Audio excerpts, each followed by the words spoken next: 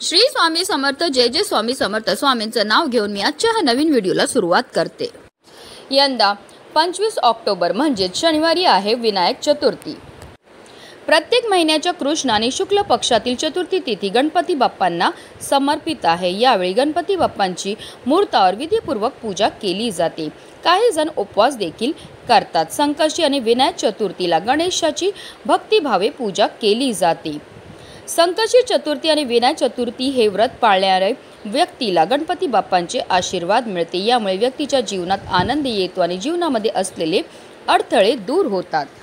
कार्तिक महिन्याच्या शुक्ल पक्षातील चतुर्थी तिथीला अनेक शुभयोग तयार होत आहेत। या योगांमध्ये शिव कुटुंबाची पूजा केली जाते। हा शुभ योग शोभन आणि रवी योग तयार होत आहे। रात्रभर भद्रवास योग राहील। या योगात गणपतीची पूजा केल्याने भक्तांना आनंद आणि सौभाग्य वाढते। धार्मिक दृष्ट्या हा दिवस अतिशय महत्त्वाचा असल्यामुळे या दिवशी काही प्रभावी आणि उपाय देखील केले जातात। आणि म्हणूनच विनायक चतुर्थीच्या दिवशी तुम्ही व्रत नाही केलं तरीही चालेल, पण सकाळीच घरात आणा। या झाडाचं फक्त एक पान, हे पान आपल्या घरी आणल्यामुळे आपल्या जीवनामध्ये असणारा प्रखरातला प्रखर शत्रुपीडा, दोष, दारिद्र्य नष्ट होऊन आपली कितीही कठीणातील कठीण इच्छाही साक्षात गणपती बाप्पा पूर्ण करणार। तर त्या कोणत्या झाडाचं पान आपल्याला आणायचं, कोणत्या वेळेत आणायचं, त्याबद्दल सविस्तर आणि महत्त्वाची अशी माहिती मी तुम्हाला या व्हिडिओमध्ये देणार आहे। तर व्हिडिओ पूर्ण पहा आणि जर तुम्ही माझ्या चॅनलवर नवीन असतील तर चॅनलला सबस्क्राईब करा आणि शेजारी बेल आयकॉन सुद्धा प्रेस करा, जेणेकरून तुम्हाला माझ्या नवनवीन व्हिडिओचं नोटिफिकेशन हे मिळत राहील आणि तुम्ही एक पण व्हिडिओ मिस करणार नाही।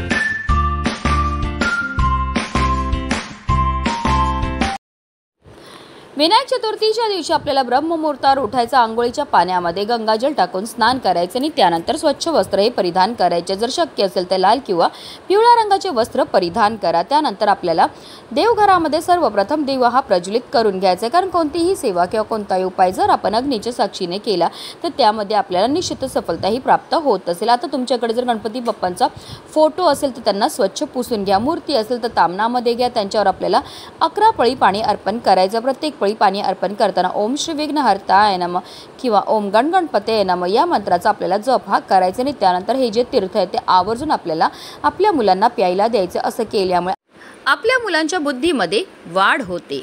त्यानंतर गणपती बाप्पांच्या मूर्तीला पुन्हा पुसून आपल्याला स्वच्छ त्यांच्या स्थानावर ठेवायचं। त्यांना हळद, कुंकू, अक्षदा, धूप, दीप, अगरबत्ती दाखवून घ्यायची आहे।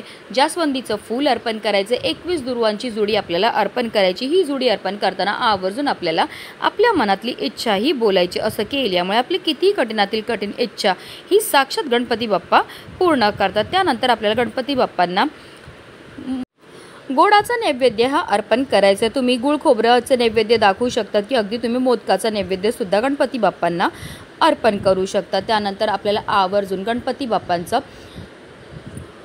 नामस्मरण करायचं। ओम गणगणपतये नमः किंवा ओम श्री विघ्नहर्ताय नमः या मंत्राचा 108 वेळा जप हा करायचा आहे। त्याचबरोबर आपल्याला गणपती अथर्व शीर्षमचं पठण सुद्धा करायचं। तसेच आपल्या मुलांकडनं सुद्धा आपल्याला काही सेवा ह्या करून घ्यायच्या। जर मुलं घरी असतील तर मुलांकडनं आपल्याला गणपती बाप्पांना जास्वंदीचं फूल, दुर्वा अर्पण करायला लावायचं आहे। ओम गणगणपतये नमः या मंत्राचा जप हा करून घ्यायचा आहे। त्यानंतर आपल्याला शेवटी आरती ही करून घ्यायची। अशा रीतीने आपल्याला गणपती बाप्पांची विधिवत पूजा ही करायची आहे।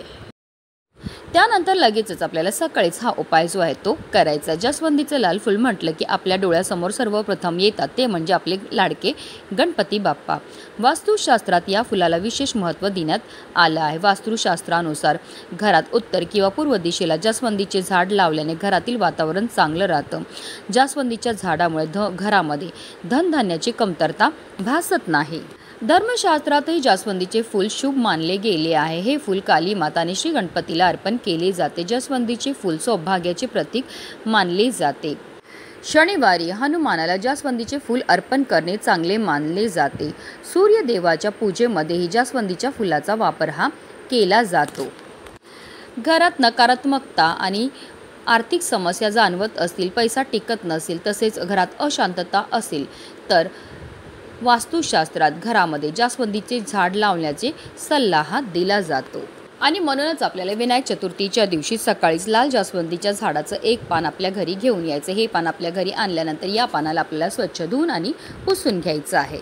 आता हा संपूर्ण उपाय देवघरासमोर बसूनच करणार आहेत। हा उपाय करण्याकरता आपल्याला एक प्लेट घ्यायची, प्लेटमध्ये थोडंसं कुंकू घ्यायचं, कुंकवामध्ये पाणी टाकून त्याचं गंध हे तयार करून घ्यायचं। आता जास्वंदीच्या झाडाच्या काडीने आपल्याला या जास्वंदीच्या पानावर आपल्या मनातली इच्छाही लिहायची। जसं की तुम्हाला धन प्राप्तीची इच्छा असेल तर धन प्राप्ती लिहा, नोकरी प्राप्तीची इच्छा असेल तर नोकरी प्राप्ती लिहा, विवाहाची इच्छा असेल तर विवाह लिहा, किंवा तुमची इतरही कोणती इच्छा असेल जी काही केल्याने पूर्ण होत नसेल ती मनोभावे आपल्याला त्या पानावर लिहायची। आता आपल्याला एक प्लेट घ्यायची आणि प्लेटवर आपल्याला मूठभर तांदूळ हे ठेवायचे आहेत। आता त्या तांदळावर आपल्याला हे इच्छा लिहिलेलं पान ठेवायचं आणि ही प्लेट उचलून आपल्याला आपल्या देवघरामध्ये असणाऱ्या गणपती बाप्पांसमोर ठेवायची आहे।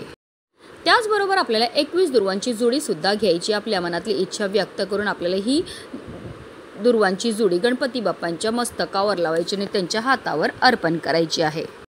त्यानंतर आपल्याला देवघरामध्ये बसूनच आपल्याला काही सेवा ह्या करायच्या। तर आपल्याला 3 वेळा गणपती अथर्व शीर्षमचं पठण करायचं। जेव्हा आपण गणपती अथर्व शीर्षमचं पठण करणार तेव्हा आवर्जून आपल्याला आपल्या मुलांना सुद्धा बाजूला बसवायचं। त्यांनी श्रवण केलं तरी सुद्धा त्यांना त्याचा खूपच लाभ हा प्राप्त होत असतो। 3 वेळा गणपती अथर्व शीर्षमचं पठण करून झाल्यानंतर 1 वेळा आपल्याला फलश्रुतीचं पठण सुद्धा करायचं। फलश्रुतीचं पठण केल्यामुळे आपल्याला केलेल्या सेवेचं त्वरित फळ हे प्राप्त होत असतं। त्याचबरोबर आपल्याला 108 वेळा ओम गण गणपते नमः किंवा ओम श्रीविघ्नहर्ताय नमः या मंत्राचा जप हा करायचा आहे। या दोन्ही अतिशय उच्च कोटीच्या सेवा आहेत। या सेवा केल्यामुळे फारच लवकर आपल्यावर गणपती बाप्पा प्रसन्न होत असतात। आता हात जोडून आपल्याला मनोभावे गणपती बाप्पांचं स्मरण करायचं। आपली इच्छापूर्ती होण्याकरता आपल्याला मनोभावे प्रार्थनाही करून घ्यायची आहे।